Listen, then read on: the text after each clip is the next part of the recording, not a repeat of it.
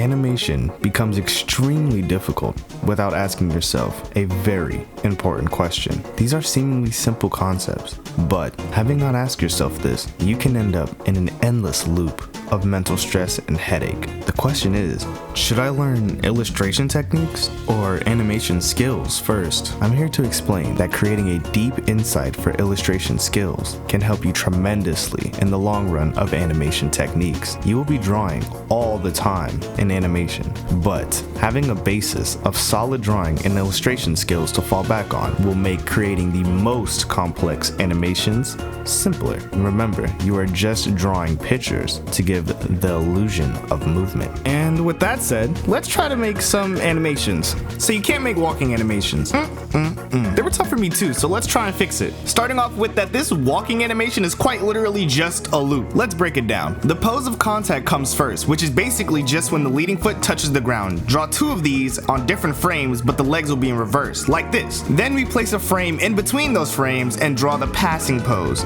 This is where the leg can get the most confusing. If you get confused here, try shading the back of the leg blue or make a little guide on which leg is touching the ground. For me, it's my right leg that's touching, so I'll shade the left. Next, you want to draw the down and up pose. The up pose is the highest the body goes so that it can propel itself forward.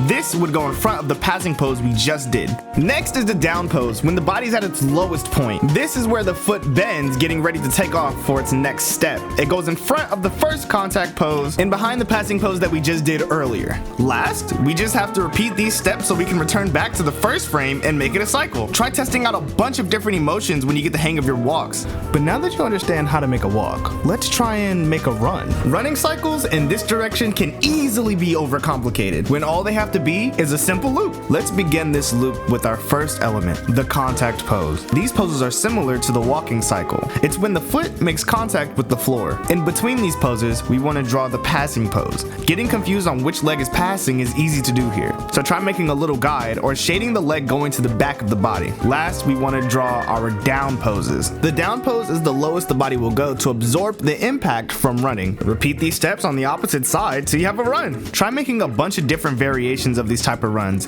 And though this is great, I believe that there are still some important fundamentals to think about. It's true that the fundamentals are the basis for any great animation, and that's why spacing is one of the first principles that every beginner animator should learn early on. Without good spacing, your animations can end up erratic and uncanny. It's important to clarify that spacing is the distance between the frames drawn in animation. The closer the keyframes are, the slower the motion will be, and the further they are, the faster it'll be. Understanding that, I want to show you this animation.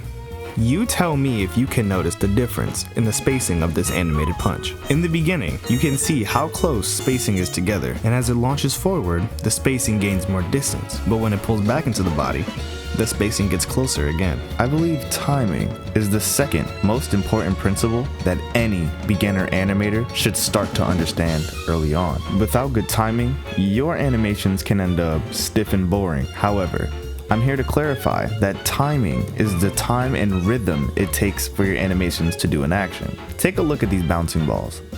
Each ball has its own set speed and tempo when bouncing, and because of this, you can feel the weight of each ball. Some feel lighter, while others feel heavy.